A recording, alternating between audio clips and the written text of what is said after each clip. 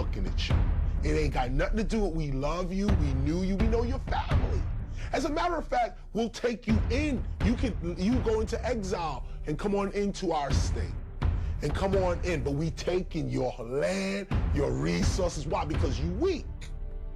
How can Africa be so poor and yet be materially so rich? It's real simple. The answer lies in the Structural Adjustment Programs, SAP, the Structural Adjustment Programs that are imposed on African nations by the International Monetary Fund of Washington, D.C., the World Bank of Washington, D.C., and USAID. These three organizations come into Africa, loan money, and then charge an interest rate on that money that they know the African nations can never pay back, thusly re-enslaving the entire nation and, in fact, the entire continent. I point out that when Spanish, English, Dutch explorers would go through, let's say, the Americas, there's a good example here for the African continent. Many of the places they arrived at were already abandoned. Our tribes leaders, our kings and queens, our priests, traveled the world. They were literate. They read and spoke many languages. They heard and knew. These guys are coming to take over the land. They got weird weapons, and this is what they're gonna do. They went back to their tribe, told everybody, gather up your stuff. We have to leave. There is an invading force coming. We have to go. So many tribes were warned. When this invading force came, many times they came and found the place deserted and just claimed it as their own. Why was Muammar Gaddafi killed? Muammar Gaddafi was murdered because he, along with the other African heads of state, were about to bring into existence Africa's first central bank. They were erecting a central bank in Africa, which was going to do what? Back its money to the resources under the ground in Africa.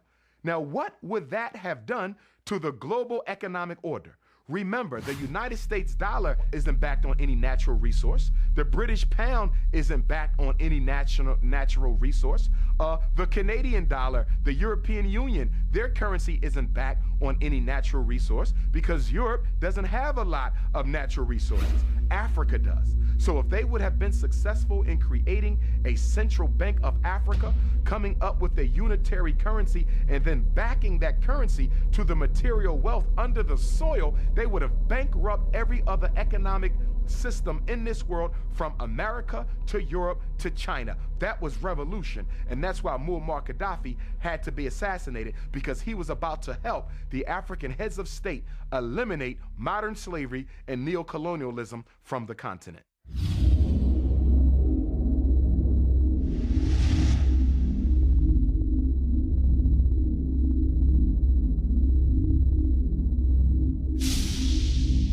One of the things that you find is that European culture begins to take off after the first civilized Europeans, the Greeks, make contact with Kemet or Egypt. Greeks themselves were not white people, and even today, you any Greek, I was in the military, I was stationed in Athens and Piraeus. We know we're cousins, let's stop playing. We still have black Greeks living in Greece right now to this day, and people pretend they don't know where they came from, but there are black Greek people living in Greece right now. People of Ireland long before, and the people of Scotland long before the Romans came, were already African peoples.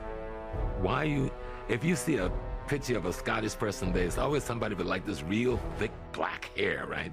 And this real thick black, what do you think they're trying to tell you?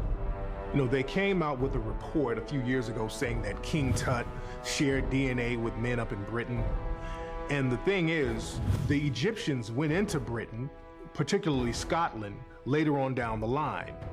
As a matter of fact, Scotland is named after an Egyptian princess, Scotia.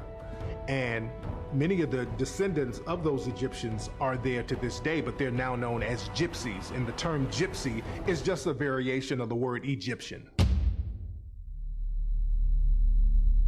Whites have long hair, blacks have short curly hair. What is the reason for that? Blacks' hair, your follicle, my follicle, is not round, it's flat, like a ribbon. So you know how Christmas you rub your hand on the ribbon and it curls up? Well, that's the way our hair do. White hair is like a soda straw, it's round, so it hangs. What is the purpose for that? All of the main arteries that take the messages and information from the brain to the rest of the body pass through the human neck. So if you're caught in an ice age, you've got to grow enough hair to shield the neck, to insulate the neck. Otherwise, you're gonna die.